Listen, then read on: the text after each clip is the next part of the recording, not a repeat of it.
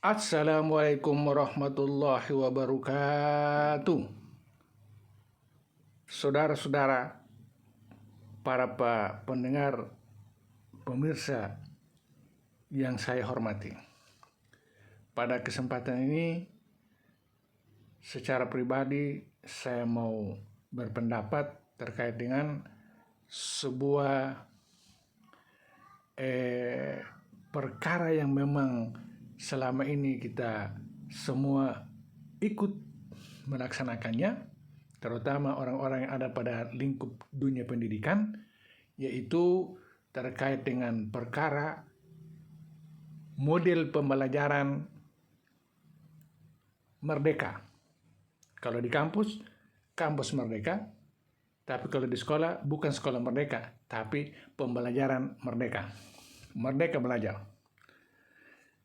Di sini saya ingin sedikit melakukan review secara pribadi terkait dengan apa yang saya tahu selama ini terkait dengan Merdeka Belajar atau Kampus Merdeka. Konsep-konsep merdeka itu. Nah, karena tahun-tahun telah berlalu, masa kepengurusan daripada kepemimpinan yang mencetuskan model belajar ini sudah mau berakhir, maka kita sebagai warga negara, terutama kita yang terlibat di dunia pendidikan, tentunya masing-masing ingin melakukan semacam evaluasi kecil-kecilan, review kecil-kecilan terkait dengan perjalanan daripada model pembelajaran yang diterapkan oleh rezim ini. Dalam hal ini oleh Departemen atau Kementerian Pendidikan Kebudayaan di bawah kepemimpinan Menteri Muda. Oke. Kalau saya mengikuti daripada munculnya gagasan, kemudian langsung dilakukan action ke lapangan terkait dengan Merdeka Belajar, Kampus Merdeka, itu sedikit banyak saya mengikuti. Mulai daripada pertama sekali mau di-launching di hadapan orang banyak, ada mulai dari siswa yang hadir, kemudian guru-guru, para ahli pendidikan, kemudian elit-elit politik dan seterusnya. Menteri Muda itu menyampaikan banyak sekali gagasan dengan harapan-harapan terkait dengan bagaimana model pembelajaran Indonesia ke depannya sampai saat ini. Ada satu yang saya tangkap di sepanjang penyampaian pemaparan beliau itu, ada hanya satu yang saya masih ingat terus, yaitu keinginan daripada menteri itu, tentunya keinginan daripada pemerintah Jokowi adalah setiap anak yang lulus pada setiap level, TK, SD, SMP, SMA, perguruan tinggi, bahkan sebagai tingkat doktoral, itu hendaknya masing-masing lulusan itu bisa mampu membuat sesuatu sekecil apapun. Itu sebenarnya sangat bagus sekali. Setiap lulusan, terutama yang lulus dari perguruan tinggi, itu diharapkan oleh menteri ini melalui metode pembelajaran Merdeka Belajar bisa mampu melakukan sesuatu walaupun sekecil mungkin. Ya toh? Dengan harapan puluhan ribu, ratusan ribu, bahkan jutaan dari waktu ke waktu tamatan-tamatan itu, kalau secara akumulatif mereka sudah menciptakan sesuatu, melakukan sesuatu, hebat Indonesia. Itu harapannya dari awal. Itu saya ikuti, benar-benar saya ikuti secara online pada saat itu. Dan itu yang saya ingat. Kemudian dalam perjalanan, kira-kira sudah memasuki masa COVID, antara tahun 2021 atau 2022, ada satu kegiatan dilakukan oleh kementerian itu sendiri, kegiatan pelatihan terkait dengan pendidikan untuk penerapan kampus Merdeka itu sendiri, atau Merdeka Belajar itu melibatkan guru-guru di seluruh Indonesia. Nah, kebetulan istri juga ikut, kemudian harus ikutnya online, dan pada saat itu pas waktunya untuk ikut, sementara saya buka laptop, ya laptopnya saya serahkan untuk istri yang pakai untuk melakukan ikut kegiatan penelitian itu.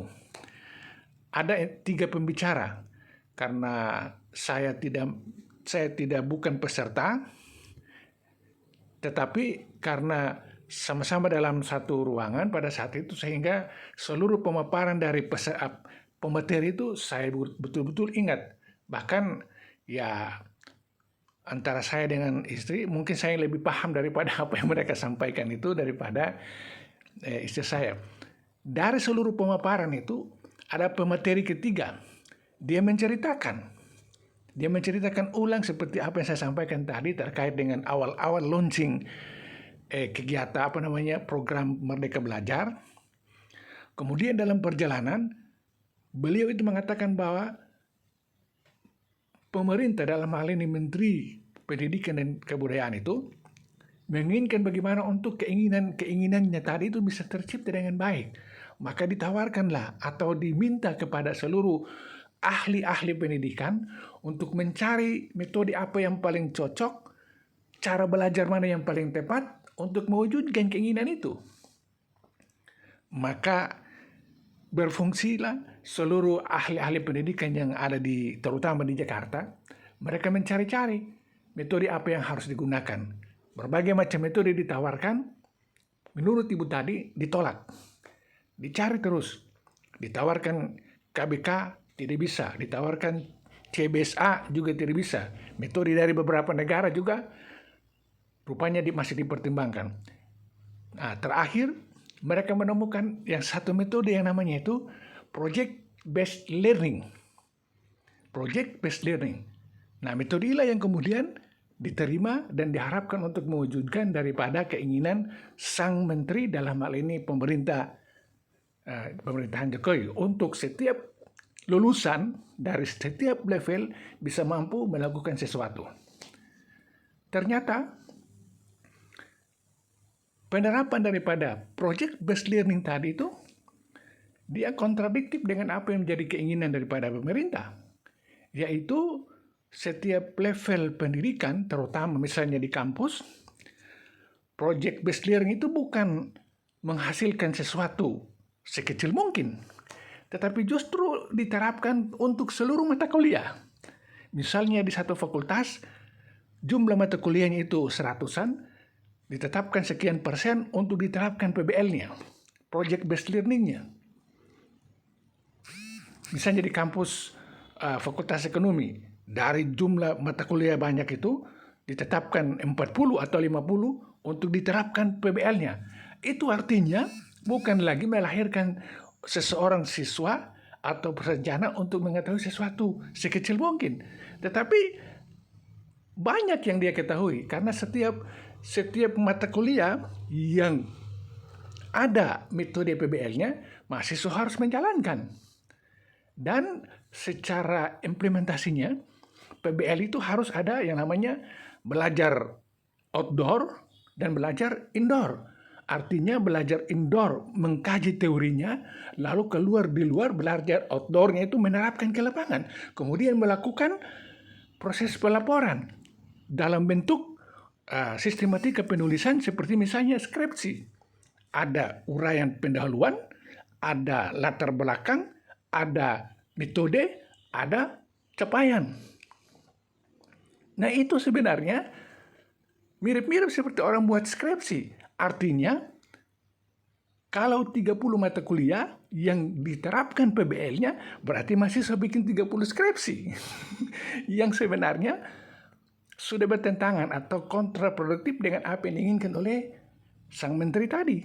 Nah, itu evaluasi saya, ya toh? Jadi sekalipun mahasiswa itu menjalankan itu dengan baik, misalnya tiap mata kuliah itu diterapkan PBL-nya sampai tingkat pelaporan mempertanggungjawabkan, tentunya dengan biaya yang ditetapkan.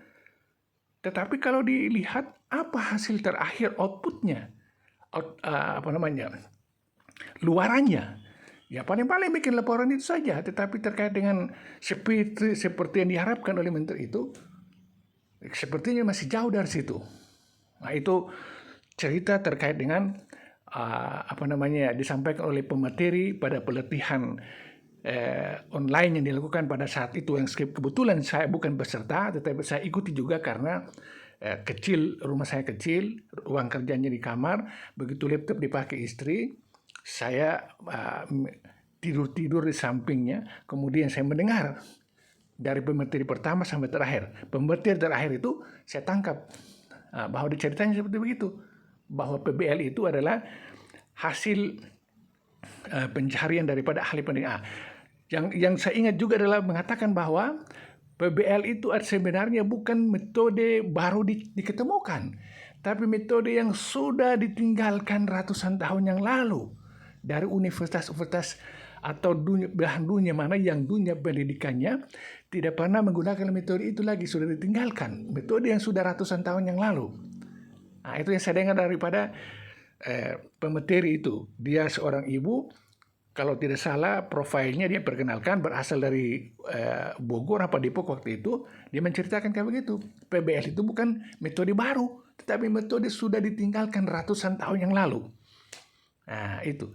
Kemudian pada suatu waktu tertentu, sekitar tahun 2023 lalu, kebetulan saya itu terlibat dengan satu kegiatan atau proyek online juga, yang dimana proyek itu adalah menciptakan mata uang kripto secara secara terbuka secara inklusif di seluruh dunia, dan pembuat proyek itu adalah para profesor, para dosen di Universitas Stanford. Nah, jadi saya sudah terlibat dalam proyek itu dan selalu saya ikuti perkembangannya. Lalu saya tertarik untuk mau melihat itu universitasnya mereka. Nah, saya masuk ke link mereka, websitenya mereka. Saya masuk, kemudian saya setting bahasa Indonesia, saya baca keseluruhannya tentang profilnya mereka.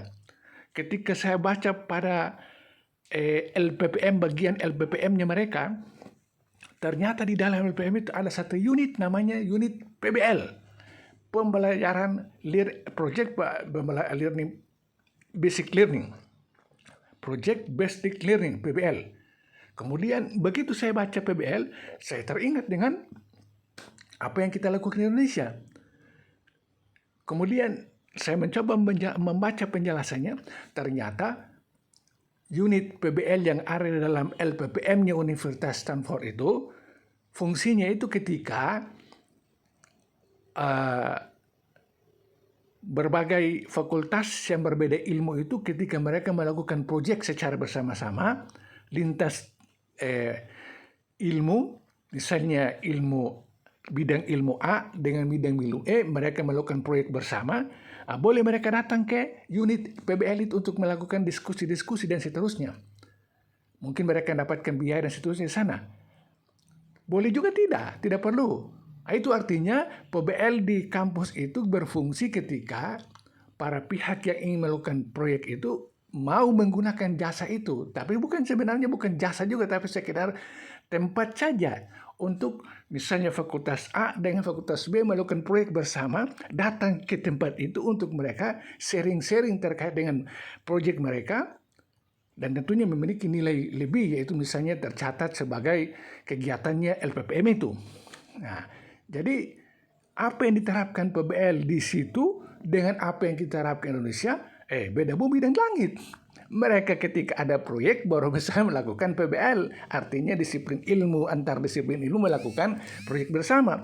Kalau kita setiap mata kuliah diterapkan PBL, nah itu perbedaannya. Nah disitulah saya mengamati ternyata kita ini semacam, minta maaf, semacam salah kaprah terkait dengan apa yang kita lakukan selama tahun ini.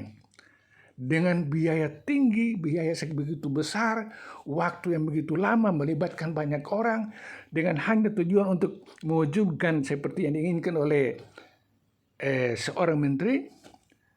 Pertanyaannya, apakah sudah ada hasilnya sekecil itu? Ya kalau hasil yang diciptakan, saya kira bukan karena masa pemerintahan rezim ini saja, tapi sudah dari dulu tiap-tiap kampus, bukan tiap pribadi tapi tiap-tiap kampus mungkin punya penemuan-penemuan hasil-hasil karya tersendiri. Tetapi keinginan daripada rezim ini adalah setiap mahasiswa.